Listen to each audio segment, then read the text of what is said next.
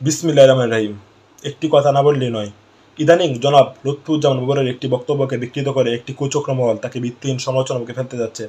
তারা মরিয়া হয়ে উঠেছে তথাকথিত মিডিয়া ট্রায়াল চালাতে, কিন্তু তাদের কথাবার্তাতে প্রমাণিত তারা না শুধু উদ্দেশ্যপ্রণোদিত, বরং রাজনৈতিকভাবে অসৎ এবং মেধাশূন্য। বাবর সাহেব খুব স্পষ্টভাবে বলেছেন, চাকরির সব ধাপ যেমন লিখিত ব্যাপার সহ সকল কিছু সম্পন্ন করার পর তিনি সহায়তা করবেন। অর্থাৎ তার বক্তব্যের সামনে ছিল যোগ্য মেধাবীরা যেন ঘুষ ছাড়া সরকারি চাকরির সুযোগ পান। আজকের বাস্তবতায় দেশে ঘুষের ব্যবসা সংস্কৃতি চলছে, যেখানে অনেক যোগ্য তরুণ শুধুমাত্র অর্থনৈতিক অক্ষমতার কারণে বাদ পড়ে যাচ্ছে। আর বাবর সাহেব সেই অনিয়মের বিরুদ্ধে অবস্থান নিয়েছেন। কিন্তু দুঃখজনকভাবে একটি কুচক্র মহল তার এই ন্যায়সঙ্গত সাহসী বক্তব্যকে বিকৃত করে ভিন্ন অর্থে প্রচার করছে, যেন তিনি কোনো অনৈতিক আশ্বাস দিয়েছেন। বাস্তবে তার বক্তব্য ছিল দুর্নীতিবিরোধী এবং যোগ্যদের পক্ষে এক স্পষ্ট বার্তা। জনগণের উচিত এই অপপ্রচারে বিভ্রান্ত না হয়ে আসল বার্তাটি বোঝা। জনাব লুৎফুজ্জামান বাবর চান এমন একটি দেশ যেখানে যোগ্যতা, মেধা ও সততাই হবে সাফল্যের চাবিকাঠি, ঘুষ নয়। বাংলাদেশ জিন্দাবাদ।